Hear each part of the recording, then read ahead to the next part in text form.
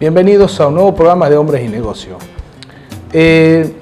Seguimos tratando el tema de la economía, porque la economía es algo tan dinámico en nuestro país que es necesario tener un diagnóstico correcto todos los días. Hemos invitado al licenciado Eduardo Robinson, que es un especialista en toda esta área. ¿Qué tal, Eduardo? ¿Cómo estás? Muchas gracias por la invitación. Muy bien, muy bien. Gracias de nuevo. Y es verdad lo que decís respecto de este nuevo enfoque que empezamos con este año 2014, donde claramente la fuerte devaluación de enero, en alguna medida esperada por el mercado, te diría yo, porque era insostenible ese drenaje permanente de reservas internacionales.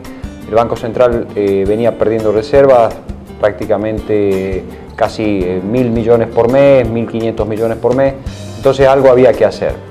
Y como vos decís, el timón lo tomó Juan Carlos Fábregas, básicamente llevando adelante lo que se denomina una política monetaria contractiva, donde básicamente lo que está haciendo el Banco Central es colocar títulos, instrumentos en el mercado para absorber el excedente de pesos. Para eso paga una tasa de interés que es muy elevada. Por supuesto, eso encarece el crédito y en alguna medida también la suba de tasas de interés, si bien alienta que mucha gente se quede en pesos y deje el dólar como refugio básico para sus ahorros, crea un problema que tiene que ver con algún freno en la actividad económica en general y en algunos sectores que golpea bastante más, ¿no es cierto?, en el sector de consumo, por ejemplo. Miguel Bain, que sabemos que es el economista más kirchnerista de todos, digamos, de por sí ya, Scioli lo blanqueó dentro de sus consejeros números 1, y de hecho la presidenta Fernández de Kirchner en uno de sus últimos discursos lo citó. Miguel Bain dijo que este año va a ser un año recesivo, donde se va a caer el PBI en 1.5 aproximadamente. El año pasado él había dicho que el crecimiento de Argentina va a estar en un 4.8, el crecimiento real estuvo en 3.2, es decir, tuvo una diferencia de 2 puntos. Otros economistas dicen que va a estar en 3.5, un 3.2. ¿Vos qué pensás, que la posición de Miguel Bain es muy suave o es una posición bastante certera? Mira, yo creo que las perspectivas económicas, claramente hoy por hoy es totalmente prematuro hablar sobre cómo va a ser la evolución del año. Hay obstáculos muy grandes que todavía el gobierno debe sortear. Uno de ellos tiene que ver con todo el proceso que ya se abrió de paritarias, que viene con la carga, llamémosle así, el antecedente bastante complejo que tiene que ver con la negociación policial, que llevó más o menos la referencia al orden del 30-35%. Eso es lo que a los gremios les ha quedado como parámetro en el mes de diciembre, que estamos hablando un mes antes de una brusca devaluación del orden del 23% en enero, antes de todo este clima recesivo que se está en alguna medida incubando, con lo cual es un antecedente importante y falta todo un proceso de negociación que en cada sector yo creo que va a ser bastante duro. Lo estamos viendo en estos días en el gremio docente, y eso creo que se va a ir en alguna medida replicando en el resto de los sectores de la actividad económica. Eso por un lado. Sí. Por otro lado tenés el tema de las expectativas. O sea, cómo el mercado va digiriendo y los agentes económicos están viendo la realidad. Entonces, acá hay un problema de un encarecimiento del crédito con subas, digamos, en las tasas de interés. Eso lleva necesariamente, como te decía, a un proceso recesivo, que puede ser más o menos agudo dependiendo de los factores internacionales. Hoy por hoy la cosecha de soja viene bastante bien, se habla de casi 53 millones de toneladas de soja con precios que se han mantenido.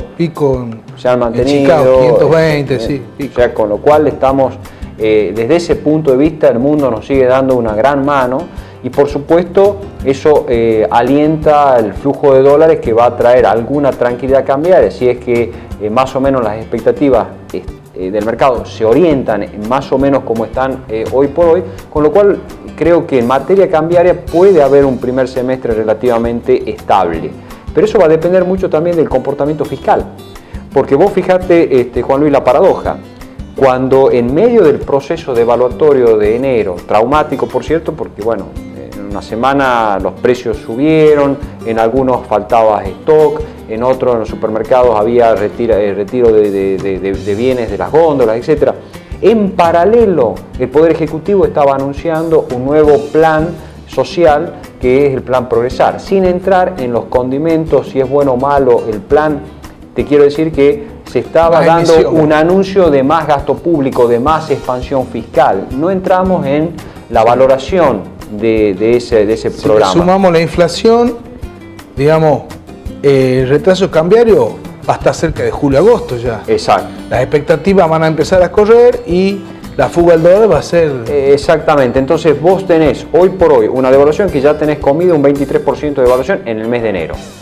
Entonces, la gran pregunta es, esta cierta estabilidad que se nota en el tipo de cambio en el último mes, sobre todo en el oficial. El blue va teniendo comportamiento más errático, pero la brecha, como vos decías en la introducción, se ha reducido. Eso trae alguna tranquilidad y, por supuesto, mejora las expectativas en la formación de precios. Ahora, el gran problema que tiene que resolver y que los agentes están mirando con lupa es el tema fiscal.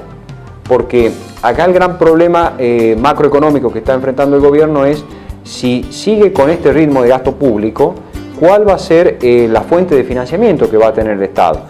Porque no va a poder emitir la misma cantidad de billetes y moneda que emitió el año pasado, que han sido alrededor de 94.000 millones de pesos, si es que sigue con la política contractiva, porque de lo contrario vas a tener que emitir y va a tener que subir mucho más la tasa de interés. Eso va creando, por supuesto, no es gratis, eso va acumulando lo que se denomina déficit cuasi fiscal en las cuentas del Banco Central y, por supuesto, eso también lleva a una emisión de moneda. Entonces yo te digo que la gran pregunta por estos días es, perfecto, hay un escenario de contracción monetaria, hay un escenario un poco más recesivo que puede moderar algo la inflación, eso puede mejorar el tipo de cambio real, pero la gran pregunta es cómo cierra el gobierno los 3 puntos de déficit, 3 puntos del PBI de déficit que tiene, 5 puntos porcentuales de subsidio, cuánto debería ser el ajuste nominal en los subsidios para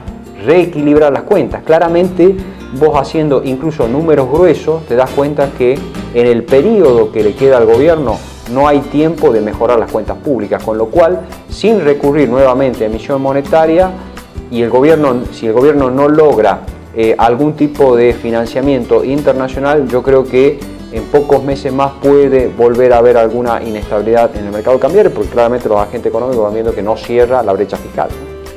Te voy a hacer una pregunta con respecto a los vencimientos del segundo semestre, pero quiero que me las contestes en el próximo bloque. ¿Cómo no? Vamos a un corte y ya volvemos.